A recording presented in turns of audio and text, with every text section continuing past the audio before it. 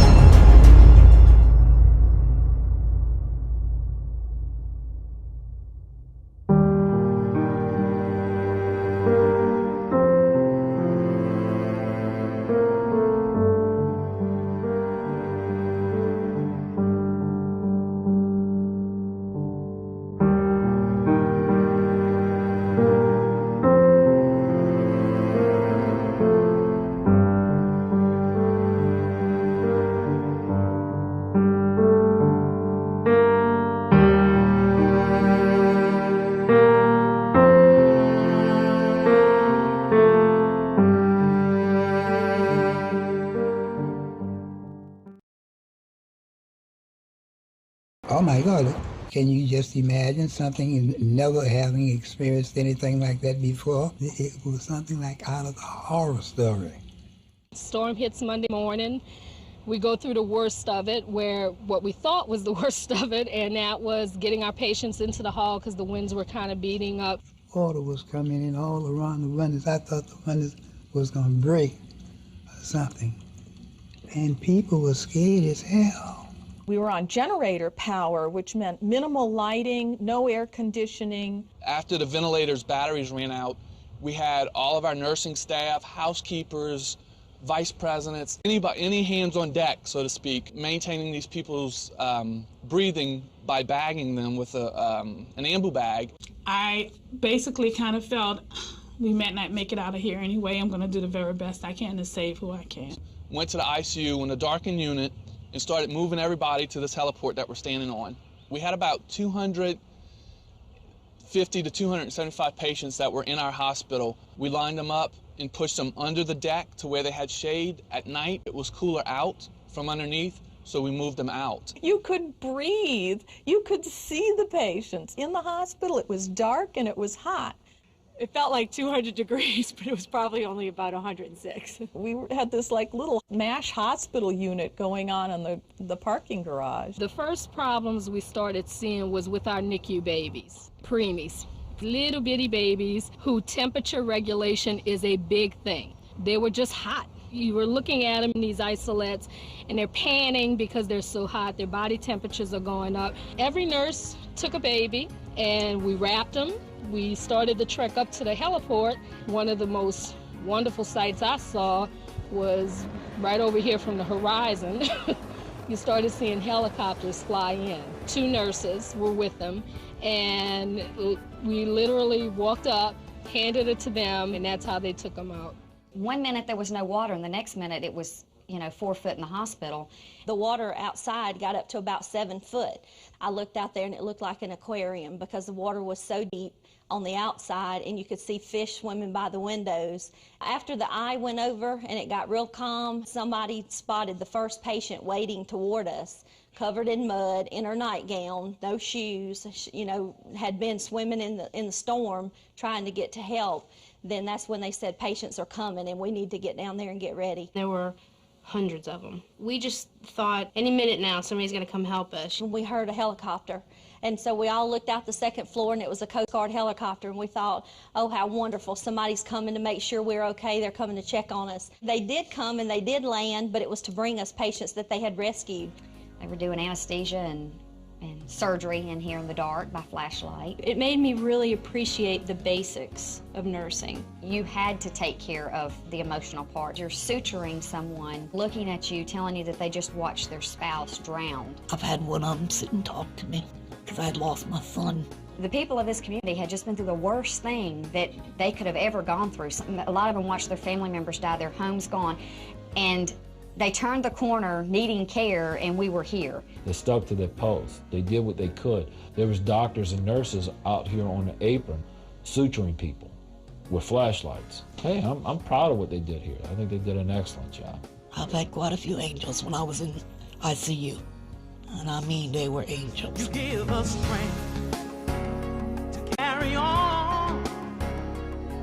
You're a hero all day long.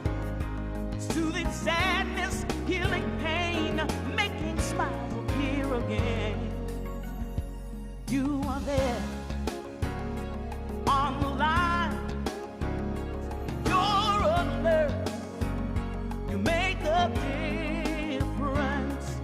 Electricity was gone. That was the beginning of a very difficult 4 or 5 days. Patients were swimming to the hospital. Patients were coming in from nursing homes in military vehicles. We had a couple of dialysis patients that were with us, and that was very frightening. Someone who doesn't get their dialysis, they eventually die. I had one patient who was critical. He needed to be dialyzed, and he was very sick. I told him everything that I could tell him. I said, you know, we lost power. We're trying our best. You know, I'll be here. I'm watching you. If there's anything you need that I could do for you, I'll do it. He would just nod his head. He's like, yes, I understand, I understand. When I found out he had died, I cried and cried and cried. Just wish I could have done more, that's all.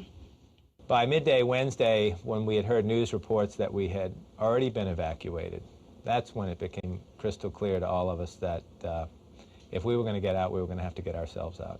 We didn't know how we were going to get out. There was water everywhere, and our patients were too sick to wade them out or walk them out. Figured the only way to get out is by helicopter. In spite of standing on top of the rooftop for a couple of days, waving banners, holding up signs, there were no helicopters coming to the hospital. We carried them down from the intensive care unit, in some cases down 12 floors, all the way down to ground level. We had some patients that went out on spine boards on a boat. I heard a lot of screaming and yelling that somebody's shooting, get back inside. And we dragged the patients back inside. People were outside with their guns drawn. The military were outside, our hospital police. And it was scary. So we loaded them on these boats and then floated them over to this parking garage where we then carried them up to the rooftop where helicopters could land and carry them off. You just got a free ticket off the rock. To a person, every one of those nurses got back in that helicopter and flew right back down here. They weren't going to leave until the job was done.